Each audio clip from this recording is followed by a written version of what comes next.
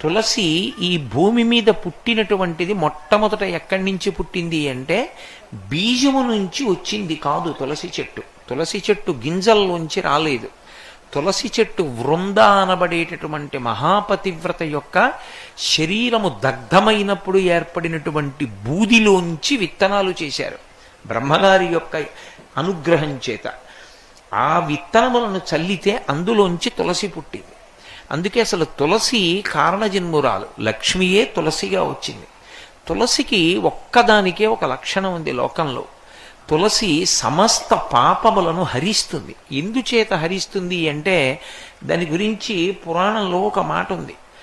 యన్మూలే సర్వతీర్థాని యన్మధ్యే సర్వదేవతై యదశ్రీ సర్వవేదేషు తులసీత్వం నమామ్యహం అని. అది తులసి యొక్క గొప్పతనం.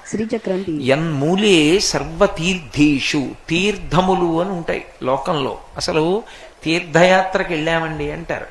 తీర్థయాత్ర అన్న మాటకు అర్థం ఏంటంటే మీరు దేవాలయానికి వెళ్ళి ఒక దేవాలయంలో ఉండేటటువంటి మూర్తిని మీరు దర్శనం చేసి వచ్చారనుకోండి, మీకు ఎంత పుణ్యం పడింది అని అడిగితే చెప్పడం చాలా కష్టం. చాలా తక్కువ పుణ్యమే పడుతుంది, నన్ను నమ్మండి, యథార్థం చెప్తున్నా. అదేం పెద్ద పుణ్యమేం పడిపోదు.